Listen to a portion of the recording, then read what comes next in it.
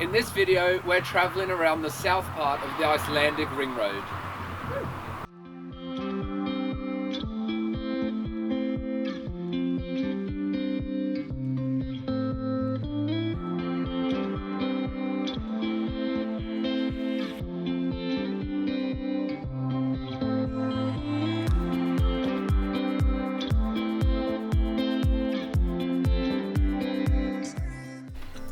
So we've just had another coffee post-hike and some breakfast. So now we're just gonna tidy up and get going. We are off to the next destination, which is a gorge, I believe, if that's correct.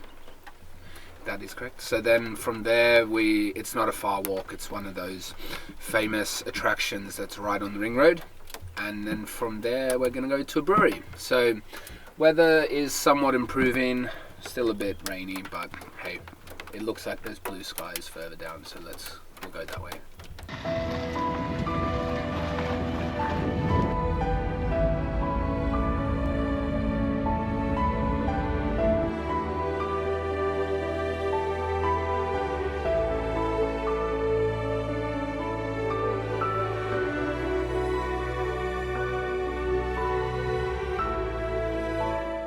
So we're just arriving at Fjadrargljúfur. It is heaving.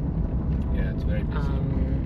It's midday, but I think we're just, everywhere we go from now is just going to be more busy, unfortunately. Yes. Let's just see if we can get a park. So we're just walking up to the canyon viewpoint. It's just pretty much a steep, straight path from the car park. Yeah, it's very busy.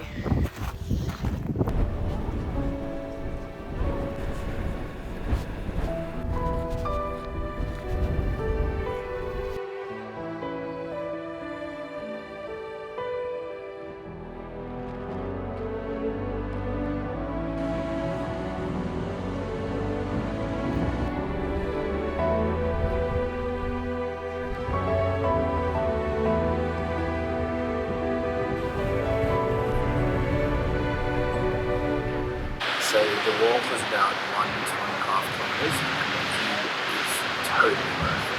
You can see it's very windy, so be prepared for some wind, but definitely.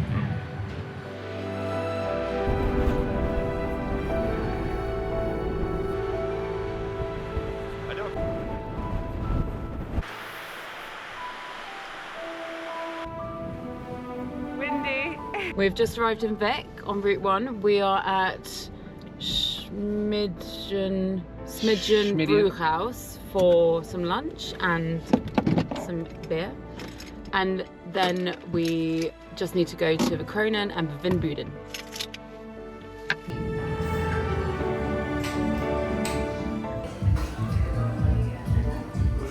So this is Smidgen Brewery, and Mads and I have both gone for our own flights of beer, so keen to try it out.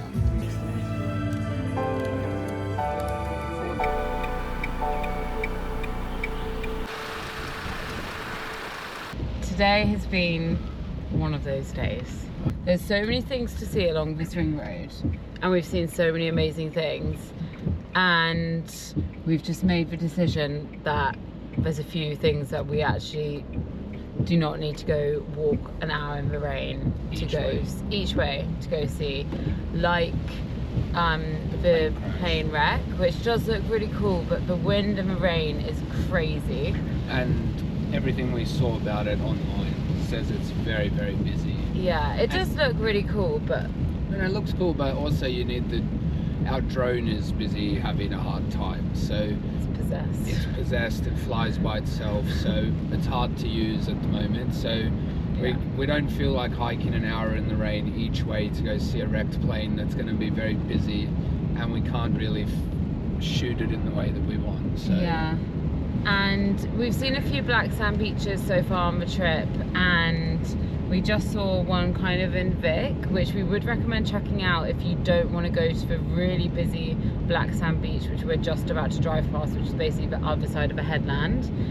So we're going to skip that as well, because it's just not very pleasant in the rain. Yeah. And when we say it's raining, it's chucking down. Yeah, it's absolutely crazy. We've been really lucky so far that these are the first things that we're like, you know what, the rain is too much, let's skip it. And because we've only got 5 days on Ring Road, we are having to prioritise, and we can't just wait for it to potentially end. So yeah, we're headed to Skogafoss now. We were planning on camping there, but we're a bit unsure whether we want to push on, see more of the Golden Circle so we can see more in the morning as well, or if we want to stay there tonight. So we'll decide when we get there.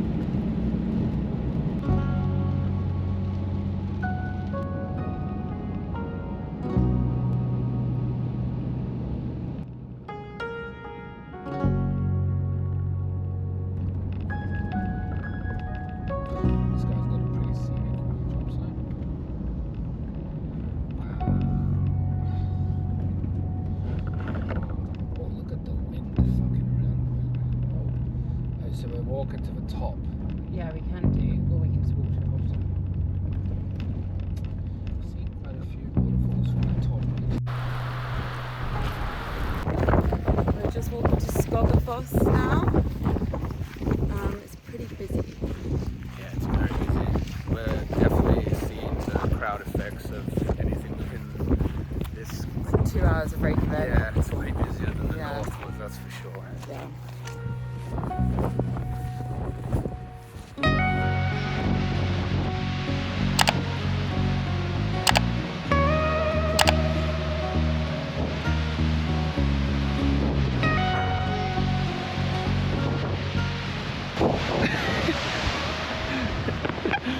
This spray is pretty bad sometimes. I'm getting drenched now. It's pretty cool, it's huge. The spray is like massive. That was actually epic. It's a really cool waterfall. It's a massive waterfall, and if you're willing to endure some of the spray, you can walk up well past all the people and get a nice close-up. So yeah. It is very busy, but also there's lots of space, and everyone is actually quite courteous. So Yeah. you can get pictures, and yeah, there are moments where the spray is really low and you can get really up close, but that's what I did, and then the wind becomes really strong, so just be careful. We always struggle with this type of thing with like touristy spots where we're like, we found other really great spots, so we're like torn about visiting them, and we're always so glad when we do because there's a reason they're popular. But, yeah. No, if you can just handle the crowd, it's worth coming to see, that's for sure. Definitely. Something just worth adding is you need to manage your expectations with crowds when you can see behind us Skogafoss is right there and the car park is right there. So when something is that close to the car park, it's always going to be heaving, so just keep that in mind. We've just parked at the car park and we are starting our walk to a thermal pool that's free called Seljavallalaug. That's our best attempt at saying the name, but yeah, it's free.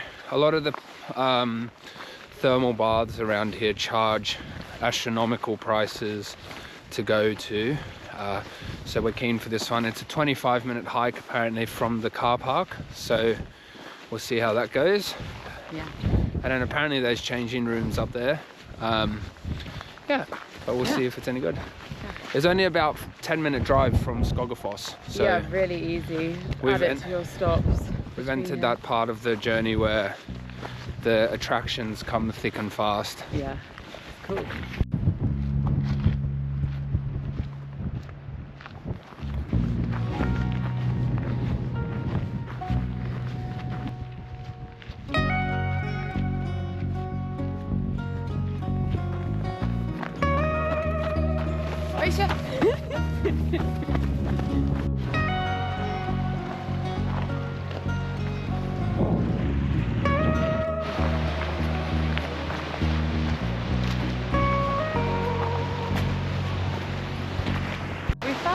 It's such an easy hike, and there's the changing rooms, and hopefully the water's warm.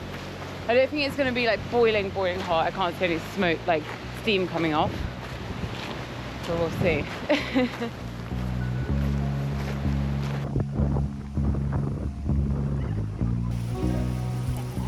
I'd say it's lukewarm. Oh, it's slippery on the bottom. this is nice. This is totally free. It's warm. It's naturally heated. Awesome. Look at the backdrop. And the backdrop's insane. The hike here was really easy. 25 minutes straight. Very flat. Look at that And view. now we've got this. This is awesome. I do actually quite enjoy this. It's quite refreshing. It's nice to go for a swim. This is nice. It's probably not as luxurious as some of the paid spas, but obviously this is very nice and we would recommend it. It's only 10 minutes from Skogafoss, so I would highly recommend this to anyone in the area. The sign of Aversa is 1923, and so we think it was built in 1923. Sorry?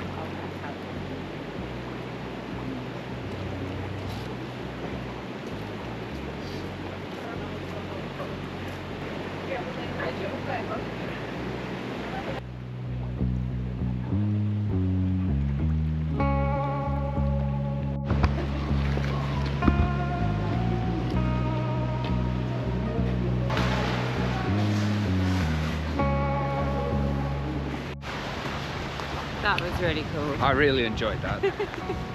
I really enjoyed that. That was, Yeah, that's cool. as far as the activities on the south part of the island are going, I really enjoyed that. That was up there with one of the better ones. It wasn't particularly warm, it was just fine. It was a little mossy or Yeah, green like lime slimy. scale or slime, but otherwise honestly perfectly fine. Changing rooms are fine too. Yeah.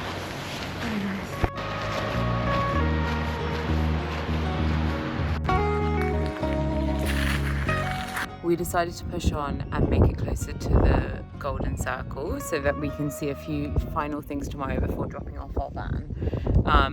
And this campsite's great. It is pretty empty, which is kind of surprising considering it's on the Golden Circle. And great facilities and yeah, very nice stuff. So we'd recommend staying here. We'll put the name below. We're now just making some dinner.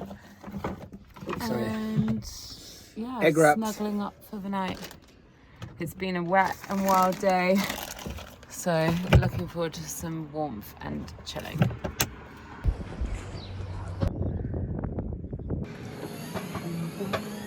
It's really funny. The breeze and lack of elevation gave me the boost. We were fully prepared to settle down for the night and just cozy up. And then I saw on Google Maps that there's this really cool bar, literally just across the street. And so I thought we'd go check it out. This is not really what you expect when you go camping. We just ate egg wraps.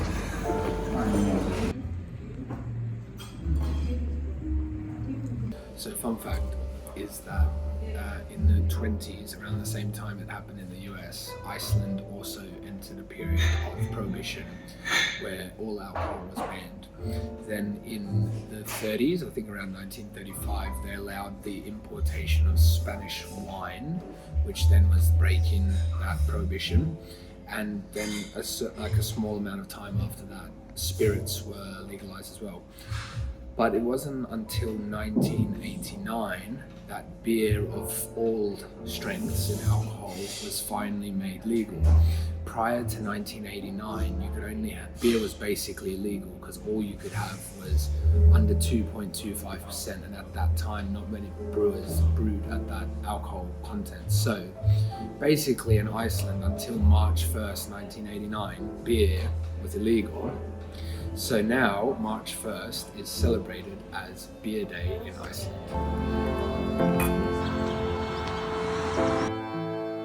Join us next time as we wrap up our Iceland Ring road trip by exploring the famous Golden Circle and the capital Reykjavik, and by treating ourselves to a luxurious visit to Sky Lagoon.